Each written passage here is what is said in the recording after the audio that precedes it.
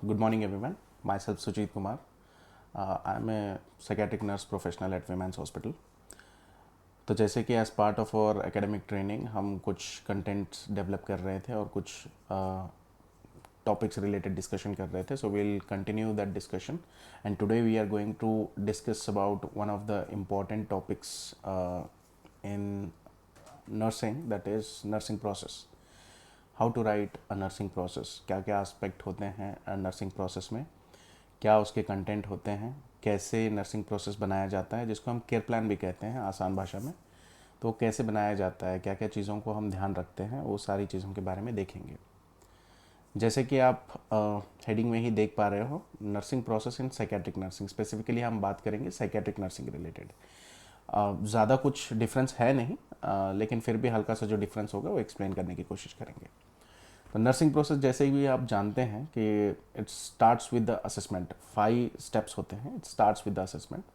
जैसे हम बोल रहे हैं, एक कंटिन्यूटी वाला प्रोसेस होता है. पहले असेसमेंट, फिर हम प्रॉब्लम्स आइडेंटिफाई करते हैं, उन प्रॉब्लम्स के प्लानिंग बनाते हैं, उन प्लानिंग जो भी हमने प्लानिंग बनाया है उसका ब्लूप्रिंट के तौर पे हम इम्प्लीमेंटेशंस बनाते हैं, इम्प्लीमेंटेशंस करते हैं. उसके बाद में हम दोबारा से रीअसेस करके देखते हैं इन टर्म्स ऑफ इवैल्यूएशन कि कितना हद तक वो प्रॉब्लम सॉर्ट आउट हुआ है. अगर नहीं हुआ है तो नेक्स्ट स्टेप हमें क्या करना है, उसको हम इवैल्यूएशन कम रीअसेसमेंट भी कह सकते हैं. इवैल्यूएशन में हमें क्लियर कट आइडिया मिल जाता है कि जितने भी इंटरवेंशंस हमने अपनाए थे वो कितने हद तक कारीगर रहे पेशेंट्स के प्रॉब्लम्स को सॉर्ट आउट करने के लिए. अगर इवैल्यूएशन में एंड रिजल्ट हमें डिज़ायर्ड रिजल्ट नहीं मिलते हैं, जो रिजल्ट्स हमें चाहिए वो नहीं मिलते हैं, तो हम दोबारा से रीअसेस करते हैं पूरे प्लान को. Right. So let's see what exactly nursing process is और उसमें क्या क्या कंपोनेंट्स होते हैं. Nursing process is nothing but, इसका डेफिनेशन जैसे आप जानते हैं, nursing process is an orderly systematic manner of determining the client's problems, making plans to solve them, initiating the plan or assigning others to implement it, and evaluating the extent to which the plan was effective in resolving the problems identified. जैसे कि आप definition में ही समझ सकते हैं कि बोलना ये चाह रहे हैं कि एक orderly systematic determining of clients problems. ठीक है. जैसे मैंने कहा था, असेसमेंट में हम प्रॉब्लम्स पता करते हैं, तो सिस्टमैटिक तरीके से प्रायोरिटी बेस पे क्लाइंट्स के प्रॉब्लम्स को आइडेंटिफाई करते हैं, उन प्रॉब्लम्स को कैसे सॉर्ट आउट किया जाए उसका प्रॉपर एक प्लानिंग बनता है सिस्टमैटिक तरीके से. नेक्स्ट स्टेप होता है इनिशिएटिंग दैट प्लान. जो भी हमने प्लानिंग बनाया है उसको हम कैसे इनिशिएट कैसे करें, शुरू कैसे करें, और शुरू करके उसको प्रॉपर तरीके से इम्प्लीमेंट कैसे किया जाए. चाहे वो एक इंडिविजुअल बेस पे हो सकता है या मैं किसी और को असाइन भी कर सकता हूँ ये चीज़ें करने के लिए, एंड एंड रिजल्ट में हम उसका इवैल्यूएशन करते हैं. This is what the definition says, जो which I have already explained you. Next हम बात करते हैं स्टेप्स इन नर्सिंग प्रोसेस. जैसे मैंने कहा था 5 स्टेप्स होते हैं नर्सिंग प्रोसेस में. मेन स्टेप्स 5 स्टेप्स कौन से होते हैं. First one is assessment. Second one is nursing diagnosis or analysis. Third one, nursing goals or planning or objectives. Fourth one, implementation. जो भी interventions होते हैं उसको implement करते हैं हम, वो होता है implementation phase. And last phase होता है इवैल्यूएशन फेज, जहाँ पे हम आउटकम देखते हैं कि क्या उसका आउटकम निकला है. राइट. सो सिस्टमैटिक तरीके से हम देखते हैं कि असेसमेंट में क्या होता है, कितने प्रकार के असेसमेंट्स होते हैं, डायग्नोसिस कैसे फॉर्म किया जाता है, नर्सिंग डायग्नोसिस में क्या क्या कंपोनेंट्स होते हैं, कैसे एक नर्सिंग डायग्नोसिस बनाया जाता है या लिखा जाता है. उसके अलावा नर्सिंग गोल्स या फिर ऑब्जेक्टिव्स या प्लानिंग, कैसे हम प्लान आउट करते हैं एक केयर को, तो उसके बारे में भी डिस्कस करेंगे. नेक्स्ट वन, उसको कैसे इंप्लीमेंट किया जाता है, एंड एंड रिजल्ट उसका इवैल्यूएशन कैसे होगा. तो nursing assessment, what is nursing assessment. Assessment का मतलब ये होता है कि पता करना, कि चेक करना या फिर देखना कि क्या प्रॉब्लम है. जैसे हम जैसे हम सिंपल तरीके से कहें, nursing assessment is a deliberate and systematic collection of biopsychosocial information और डाटा. बायोलॉजिकल, साइकोलॉजिकल, सोशियोलॉजिकल जो भी है उसका प्रॉपर डेटा कलेक्ट करते हैं. राइट. और सिस्टमैटिक तरीके से, सिस्टमैटिक तरीके मतलब प्रायोरिटी बेस पे. Right. Systematic collection of biopsychosocial information और data done to determine current and past health and functional status. Health का करंट और पास्ट फंक्शनल स्टेटस जो है वो पता करने के लिए करते हैं हम. And to evaluate past and present coping patterns. Past और प्रेजेंट के जो भी कोपिंग पैटर्न्स हैं उनके वो पता करने के लिए असेसमेंट बहुत कारगर होता है। तो असेसमेंट में हम क्या क्या देखते हैं, जैसे कि हम फिजिकल असेसमेंट होता है या साइकोलॉजिकल असेसमेंट जिसे हम कहते हैं, स्केल्स का इस्तेमाल होता है, ऐसे बहुत सारे असेसमेंट्स होते हैं। लेकिन नर्सिंग असेसमेंट में बेसिकली हम दो मेन कैटेगरी में इसको बांटते हैं। एक तो होता है सब्जेक्टिव डेटा, जहाँ पे हमें पेशेंट या फिर पेशेंट के केयर गिवर हमें इंफॉर्मेशन दे रहे हैं रिलेटेड जो भी वो प्रॉब्लम्स फेस कर रहे हैं। दूसरा होता है ऑब्जेक्टिव डेटा। डेटा मतलब वही जो कलेक्शन जो हम करते हैं, जो एनालिसिस करने के लिए जो कलेक्ट करते हैं इंफॉर्मेशन, उसको हम डेटा कहते हैं। तो ऑब्जर्वेशन डेटा में क्या होता है, जो being a skilful qualified nurse जो वो ऑब्जर्व करते हैं in terms of patient condition. जैसे पेशेंट ने बोल दिया मुझे दर्द है या पेन है, पेन होता है तो एक तो पेशेंट बोल रहा है, वो हो गया सब्जेक्टिव डेटा कि पेशेंट कहता है कि मुझे दर्द हो रहा है। ऑब्जेक्टिव डाटा में हम देख रहे हैं पेशेंट डिस्कम्फर्ट है, पेशेंट का जहाँ पे पेन कंप्लेन कर रहा है उस एरिया में स्वेलिंग है या फिर कलर डिस्कलरेशन है, कलर चेंजेस है, टेंडर हो चुका है, हार्ड हो चुका है वो एरिया, या स्वेलिंग नज़र आ रही है। तो ये ऑब्जर्व जो हम देख रहे हैं बीइंग ए नर्स, इसको हम बोलते हैं ऑब्जेक्टिव डेटा। तो क्या क्या इन्फॉर्मेशन होता है असेसमेंट, हमें कहाँ कहाँ से होता है। Techniques of data collection is nothing but assessment के ये पार्ट्स हैं। कौन से फर्स्ट वन जैसे मैंने कहा था, ये ब्रॉड कैटेगरी में हम बात करें तो एक तो है सब्जेक्टिव डेटा, दूसरा है ऑब्जेक्टिव डेटा। सब्जेक्टिव डेटा में जैसे हम बात कर रहे हैं फैमिली इंटरव्यू सब्जेक्टिव डेटा हो सकता है, पेशेंट इंटरव्यू खास करके सब्जेक्ट डेटा होता है। ऑब्जेक्टिव डेटा में जैसे patient observation, physical examination, mental status examination, या रिकॉर्ड्स जो भी रिसेंट रिपोर्ट्स वगैरह जो आई हैं, कोई रिसेंट रिपोर्ट्स वगैरह की हैं, ये सारे ऑब्जेक्टिव डेटा में आते हैं। तो कौन से डेटा होते हैं, एक तो हम जैसे कह रहे हैं पेशेंट ऑब्जर्वेशन। एक तो हम पेशेंट को बीइंग ए स्किलफुल नर्स, मैं कुछ चीज़ें पेशेंट में ऑब्जर्व करके बता सकता हूँ how the patient is feeling today, right. जैसे हम साइकेट्री में बात करें, if the patient is not feeling good, mood की हम बात करते हैं, patient is having unpleasant mood या पेशेंट का मूड अच्छा नहीं है, तो हमें पता चल जाता है in terms of his way of communication, जिस तरह से वो बात कर रहा है, या फिर उसके अफेक्ट से। Affect is nothing but the expressions, जो भी, अगर हम खुश हैं तो मेरे अफेक्ट में नज़र आएगा, दुखी हूँ तो मेरे अफेक्ट में नज़र आएगा। वैसे ऑब्जर्वेशन पे ये चीज़ें हमें पता चल जाती हैं। उसके अलावा पेशेंट इंटरव्यू, जैसे हमने कहा था, पेशेंट इंटरव्यू से पहले बात करते हैं फिजिकल एग्जामिनेशन। एक तो हमने बोला patient observation, second one physical examination. जैसे आप जानते हैं physical examination is nothing but head to toe examination, right. हम हर एक बॉडी पार्ट्स को ऑब्जर्व करते हैं, असेस करते हैं फॉर साइंस ऑफ इंजुरी या फिर कोई इन्फ्लेमेशन या कोई इन्फेक्शन, ये चीज़ें बॉडी में कहीं मौजूद है या नहीं, ये पूरा हम हेड टू टो असेसमेंट में पता चल जाता है। जैसे हेड में हम देखते हैं हेड का कंडीशन, हेयर टेक्सचर, लाइस है या नहीं, जुएँ वगैरह पड़ी हैं क्या, इस हेड में इंजुरी है, या स्काल्प में ड्राइनेस है, डैंड्रफ है, ये सारी चीज़ें हमें ऑन असेसमेंट पता चल जाती है, जिसको हम फिजिकल असेसमेंट कहते हैं। जैसे हेड की हमने बात की, द सेम वे हम ईयर्स, आइज, नोज, इसमें देखते हैं कोई डिस्चार्ज तो नहीं है, कोई इन्फेक्शन तो नहीं है, कोई इन्फ्लेमेशन तो नहीं है, पेन की कंप्लेंट्स तो नहीं कर रहे हैं, राइट। ये सारी चीज़ें हम देखते हैं। द सेम वे नेक में, अपर बॉडी में, लिम्स में, अपर एक्सट्रीमिटीज़ या लोअर एक्सट्रीमिटीज़ आप कह सकते हैं, अब्डोमिनल रीजन में कोई ऑर्गन जैसे स्प्लीनोमेगैली या कोई ऑर्गन एनलार्जमेंट तो नहीं है, हर्निया रिलेटेड कंडीशंस तो नहीं है। ऐसे हर एक इंडिविजुअल चीज़ पता चल जाती है on the basis of physical assessment. तो ये भी एक इंपॉर्टेंट डेटा होता है, राइट। उसके अलावा हम बात करें मेंटल स्टेटस एग्जामिनेशन। जैसे आप जानते हैं mental status examination gives you the clear cut idea about current mental status. उनका मेंटल स्टेटस कैसे है उसके बारे में हमें जानकारी मिलती है, जिसमें हम बहुत सारी चीज़ें देखते हैं।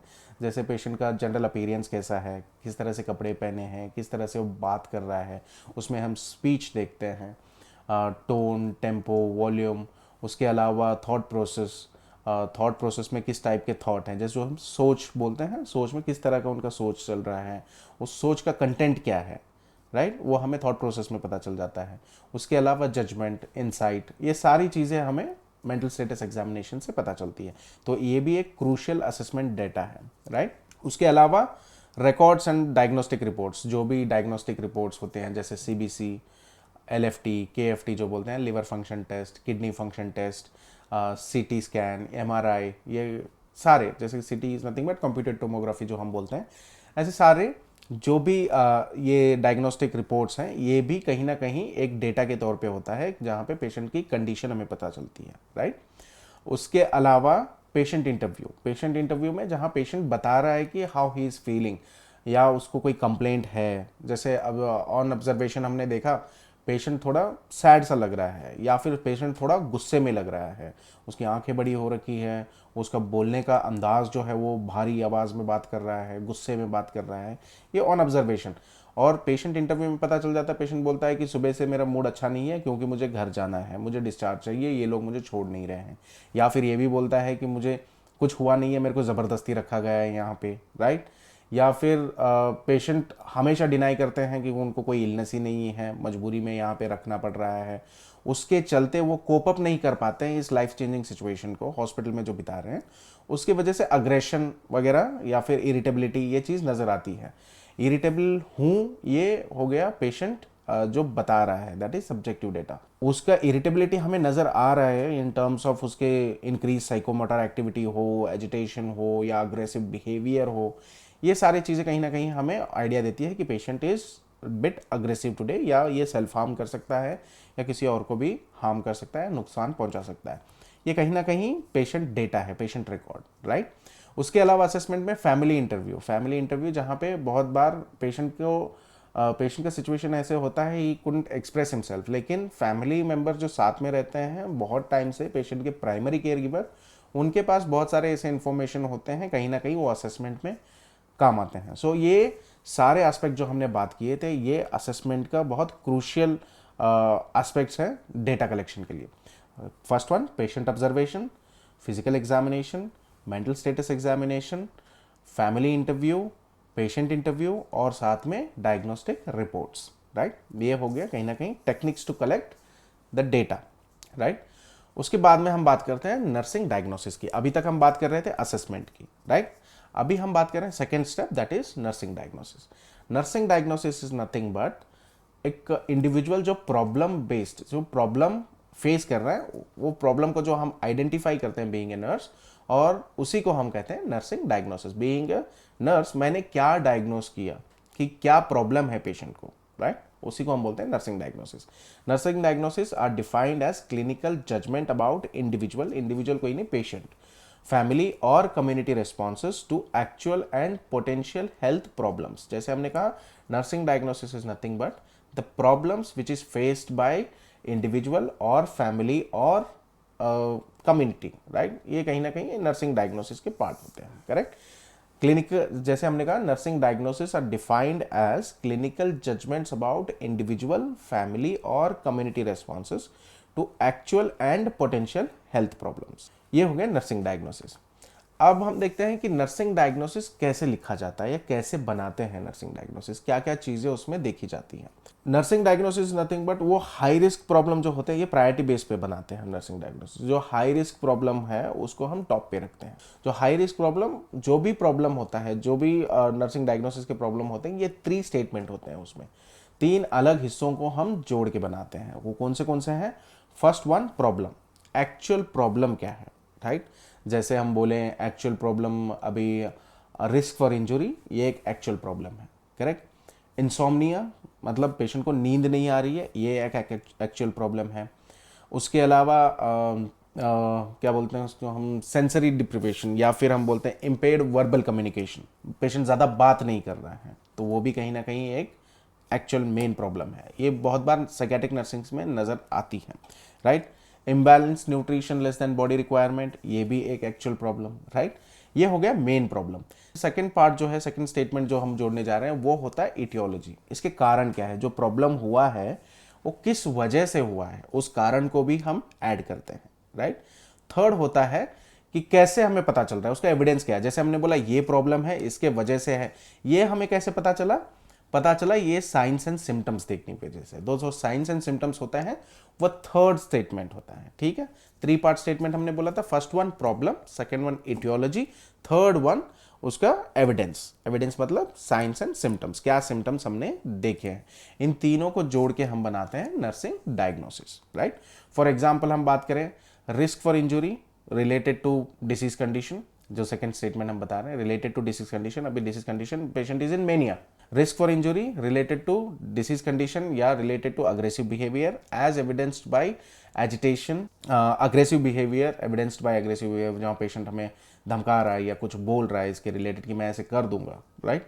उसके अलावा हम बात करें self care deficit. Self care deficit में जैसे एग्जांपल हम दे, सेल्फ केयर डेफिसिट जहां पे पेशेंट अपना आपका ध्यान नहीं रख रहा है, रिलेटेड टू क्यों, एक तो होता है मस्कुलोस्केलेटल इम्पेयरमेंट, कहीं ना कहीं उसके मसल्स या बॉडी में कोई इम्पेयरमेंट है, कुछ कमी है, उसके वजह से वो नहीं कर पा रहा है, या फिर कॉग्निटिव इम्पेयरमेंट कि उतना उसका कॉग्निटिव फंक्शनिंग उतना अच्छा नहीं है इन चीज़ों को करने के लिए, तो इस वजह से सेल्फ केयर डेफिसिट हो रहा है। As evidenced by inability to wash body, या फिर नहा नहीं पा रहे हैं, या फिर कपड़े नहीं पहन पा रहे हैं, राइट। ये कहीं ना कहीं सेल्फ केयर डेफिसिट का प्रॉब्लम स्टेटमेंट।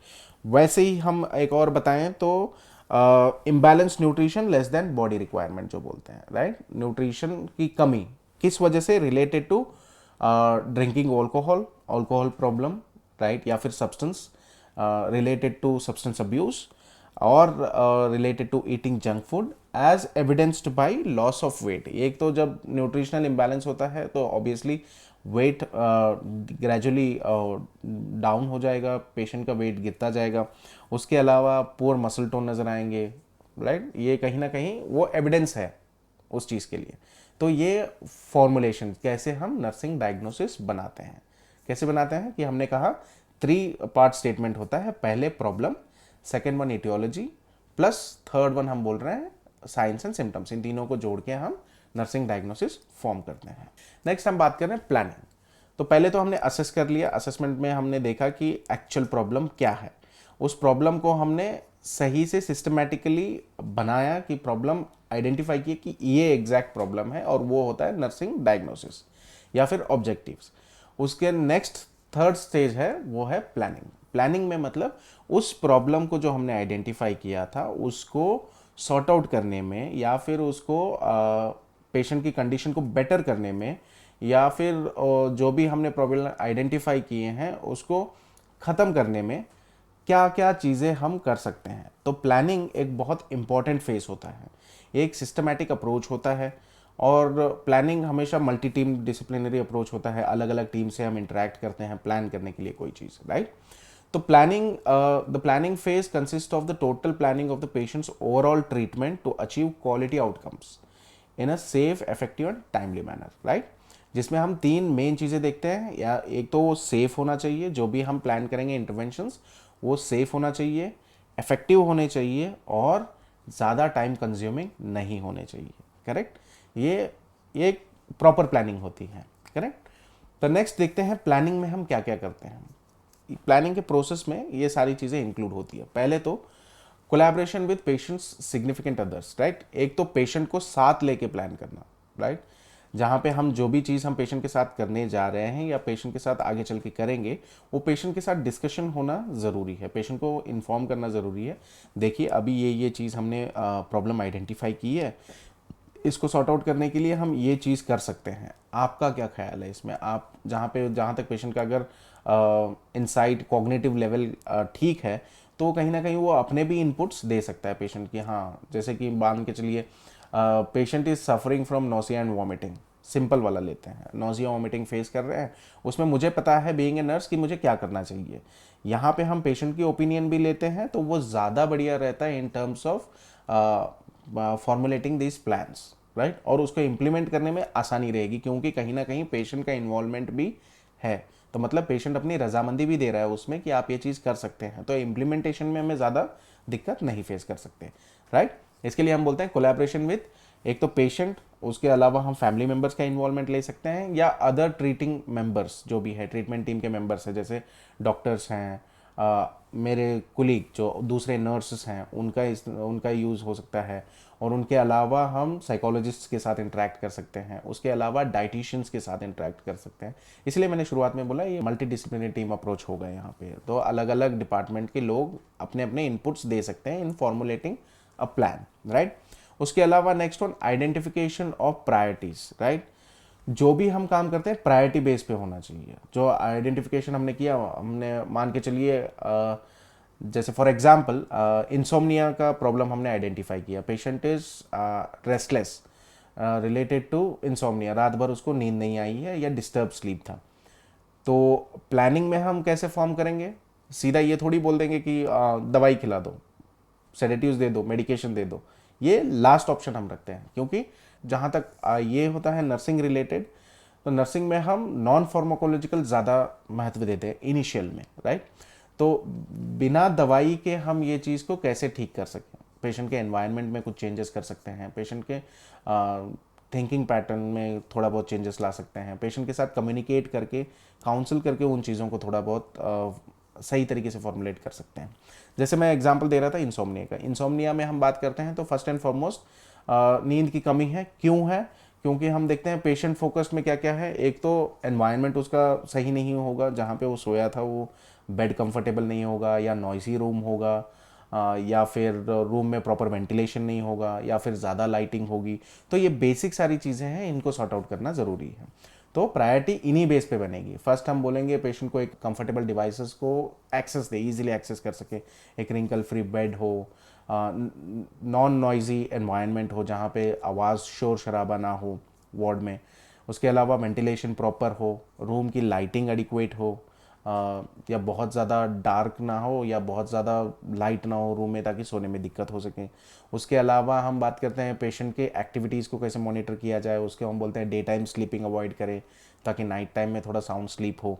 डे टाइम में उनको जितना हो सके एक्टिविटीज़ में इन्वॉल्व करें, ताकि वो दिन भर एक्टिविटीज़ इन्वॉल्वमेंट की वजह से वो टायर्ड महसूस करें और नाइट में आसानी से उनको अच्छे से नींद आ सके। उसके अलावा हम बोल रहे हैं कुछ ज़रूरी चीज़ें जो पेशेंट ना करें, जैसे कि नाइट में सोने से पहले स्मोकिंग ना करें, या फिर कैफाइन्स का यूज़, जहाँ चाय कॉफ़ी जो हम बोलते हैं उन चीज़ों का इस्तेमाल ना करें। तो कहीं ना कहीं वो नींद बेहतर करने में मददगार है। एंड लास्ट स्टेज में हम बोलते हैं इसके बावजूद नींद नहीं आ रही है तो with the help of doctors prescription हम उनको कुछ स्लीपिंग मेडिकेशंस या फिर सेडेटिव मेडिकेशंस जो होते हैं, जो स्लीपिंग के लिए आसानी होती हैं, वैसे वाले मेडिकेशंस भी प्रिस्क्राइब कर सकते हैं। करेक्ट। तो जो भी प्लानिंग हम बनाते हैं it has to be priority based, systematically prioritise करना चाहिए कि ये चीज़ें। उसके अलावा critical decisions of using psychotherapeutic principles, right. जैसे साइकोथेरेपेटिक प्रिंसिपल्स या कोई क्रिटिकल डिसीजन मेकिंग कौन करता है? Decision making as a nurse, nurse को करना है कुछ क्रिटिकल डिसीजंस। जैसे साइकोथेरेपेटिक कोई एक्टिविटीज़, या जैसे या फिर रिलैक्सेशन वाली कोई एक्टिविटी पेशेंट के साथ करे, जैसे इंसोम्निया की हम बात कर रहे थे, तो कोई रिलैक्सेशन वाली एक्टिविटी करे, या फिर कोई नर्सिंग इंटरवेंशंस प्रोवाइड करे पेशेंट को। तो ऐसी कुछ चीज़ें, इसी को हम बोलते हैं क्रिटिकल डिसीजन मेकिंग। उसके अलावा coordination and delegation of task. Coordination and delegation मतलब कि जो भी हम टास्क कर रहे हैं उसको देख सके कि कितना हम सही तरीके से कोऑर्डिनेट कर सकें, और उसके अलावा किन किन लोगों की हम मदद ले सकते हैं। एक तो मेरे कोलीग की मैं मदद ले सकता हूँ, कोलीग्स के अलावा मेरे साथ जो काम कर रहे हैं उनके अलावा पेशेंट फैमिली मेम्बर एक की रोल होता है इन चीज़ों में, प्लानिंग में, राइट। पेशेंट के फैमिली मेम्बर्स को इन्वॉल्व कर सकें। बहुत सारी चीज़ें हमारा काम आसान पेशेंट के फैमिली मेम्बर कर देते हैं, क्योंकि एट ए टाइम कुछ छोटे छोटे टास्क मैं उनको असाइन करके जा सकता हूँ। जैसे कि पेशेंट के एडीएल परफॉर्मेंस में आप उनको असिस्ट कीजिए, या फिर पेशेंट के काम एंड क्वाइट एनवायरनमेंट प्रोवाइड करने के लिए आप कमरे में शोर ना करें, या फिर उस चीज़ को आप मेंटेन करें, उस चीज़ का आप मॉनिटर करें। ये सारी चीज़ें में कहीं ना कहीं केयर गिवर्स का भी रोल आता है और दूसरे प्रोफेशनल्स का भी रोल आता है। तो प्रोसेस में ये सारी चीज़ें इंक्लूड होती हैं। एक तो पेशेंट का और पेशेंट के केयर गिवर्स का इन्वॉल्वमेंट और अदर टीम मेंबर्स का इन्वॉल्वमेंट, प्रायोरिटी सेट करना, उसके अलावा क्रिटिकल डिसीजंस लेना, और coordination and delegation of specific task, ये सारी प्लानिंग का हिस्सा है। नेक्स्ट हम बात कर रहे हैं implementation. This is the fourth phase, implementation. Implementation जैसे हम कह रहे हैं, जो भी चीज़ हमने प्लान किया है, हमने बोला ABCDE ये सारी चीज़ें हम करेंगे, ये तो प्लान था। अगर सिर्फ वो पेपर पे ही रहेगा तो कहीं ना कहीं उसका कोई फ़ायदा नहीं होने वाला है पूरे प्रोसेस में। सो implementation is very very important, vital part of nursing process. जो भी हमने प्लान किया है उसको प्रॉपर तरीके से हम इम्प्लीमेंट करें, वो बहुत ज़्यादा ज़रूरी है। सो इम्प्लीमेंटेशन में नर्सिंग इंटरवेंशंस को हम जैसे इम्प्लीमेंटेशन क्या है, नर्सिंग इंटरवेंशन ही इम्प्लीमेंटेशन है। जो इंटरवेंशन हमने डिसाइड किए हैं उसको इम्प्लीमेंट करेंगे। और वो इम्प्लीमेंटेशन कैसे होगा, इंटरवेंशन 3 डायमेंशन बेस पे होगा। वो 3 डायमेंशन कौन से, एक तो biological, psychological and social, right. Biological में हम क्या क्या देखें, बायोलॉजिकल डायमेंशंस में क्या क्या होता है इम्प्लीमेंटेशन में, साइकोलॉजिकल डायमेंशंस में क्या होगा और सोशल डायमेंशन में क्या होगा, वो हम डिस्कस करते हैं। जैसे कि हम बता रहे हैं इंटरवेंशंस बायोलॉजिकल डायमेंशन में क्या होगा, बायोलॉजिकल रिलेटेड सबसे पहले आता है उसमें पेशेंट का सेल्फ केयर, राइट। पेशेंट के सेल्फ केयर रिलेटेड क्या कर सकते हैं, सेल्फ केयर रिलेटेड एक्टिविटीज़ में पेशेंट को कैसे इन्वॉल्व कर सकते हैं, वो ज़्यादा ज़रूरी है, राइट। साइकेट्री में हम जब बात करते हैं, जो पेशेंट अपना ध्यान रखना शुरू कर दिया तो मतलब कहीं ना कहीं he is moving towards betterment. अभी वो डिसीज कंडीशन से, इलनेस से हेल्दी लाइफस्टाइल की तरफ बढ़ रहा है, ये कहीं ना कहीं एक प्लस पॉइंट है। तो सेल्फ केयर एक्टिविटीज़ को प्रमोट करें। उसके अलावा एक्टिविटी एंड एक्सरसाइजेस, जैसे डेली एक्टिविटीज़ हैं, जैसे हमने बोला daily activities self care activities, उसके अलावा डेली पेशेंट को योगा या फिर जिम या फिर कोई फिजिकल एक्टिविटीज़ में इन्वॉल्व रखें ताकि वो हेल्दी महसूस करें। हेल्दी डाइट बहुत ज़्यादा ज़रूरी है, ये भी एक बायोलॉजिकल कंपोनेंट है, पेशेंट का डाइट मेंटेन करना। तो किस तरह का पेशेंट का डाइट है, वो डायबिटिक डाइट है, नॉन डायबिटिक डाइट है, तो उसमें कम डाइट में ज़्यादा कैलोरीज वाला खाना, वैसे उसको हम बोलते हैं बैलेंस डाइट। तो मतलब जो भी एसेंशियल विटामिन्स मिनरल्स की ज़रूरत है वो सारे उनके खाने में मौजूद हो, वैसे हमें ध्यान रखना है as part of biological dimensions. Next one, relaxation interventions, ये भी कहीं ना कहीं बायोलॉजिकल इंटरवेंशंस का ही पार्ट है। उसके अलावा थर्मोरेगुलेशन इंटरवेंशंस जो हम बोलते हैं, thermoregulation interventions are nothing but interventions to take care of fever या पैरेक्सिया फीवर कंडीशंस। तो उसमें हम क्या करते हैं, वाइटल्स मॉनिटर करते हैं रेगुलरली। उसके अलावा टिपिट स्पॉन्जिंग या रेगुलर चार्टिंग, ये सारे कहीं ना कहीं बायोलॉजिकल डायमेंशंस में आते हैं in terms of thermoregulation interventions.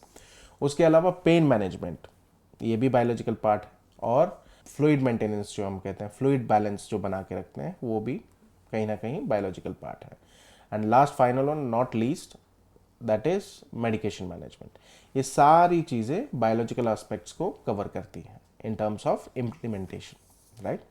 Next हम बात कर रहे हैं साइकोलॉजिकल।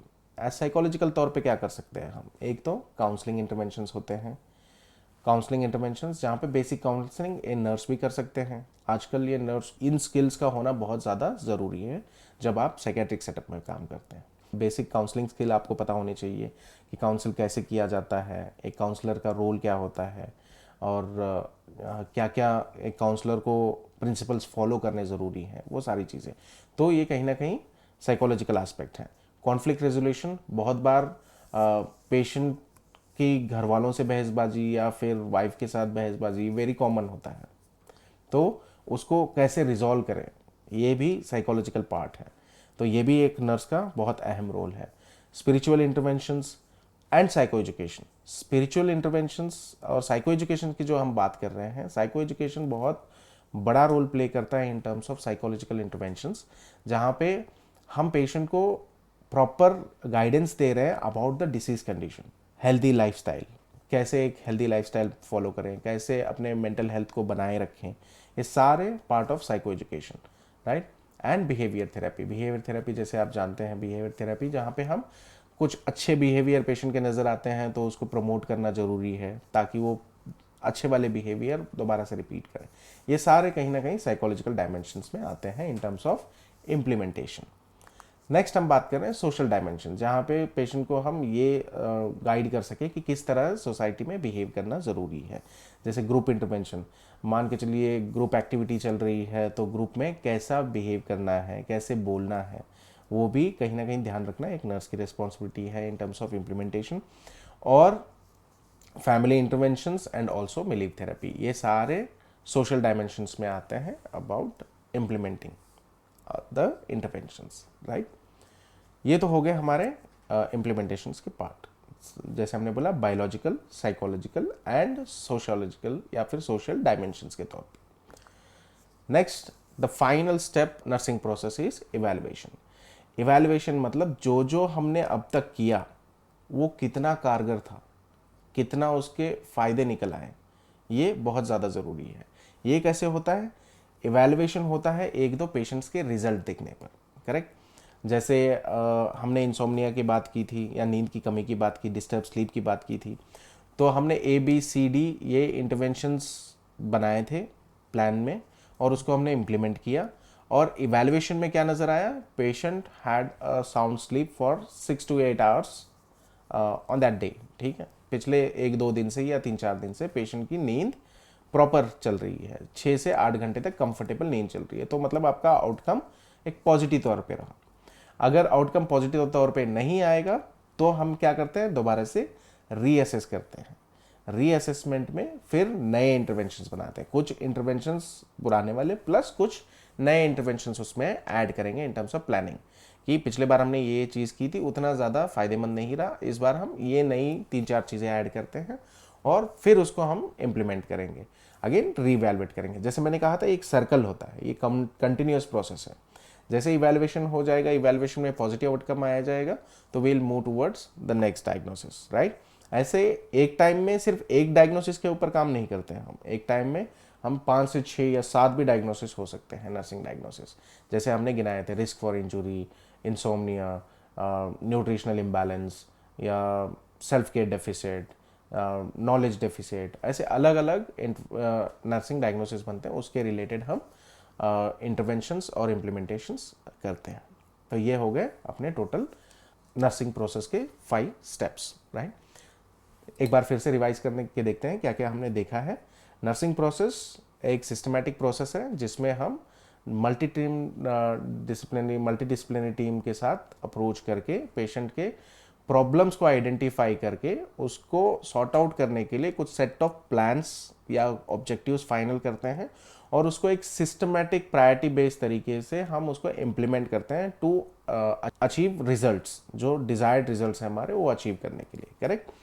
नर्सिंग प्रोसेस में 5 स्टेज होते हैं, हमने बोला था, या 5 फेसेस होते हैं, 5 स्टेप्स होते हैं। वो है first one assessment, second one nursing diagnosis, third one planning, fourth one implementation and fifth one evaluation.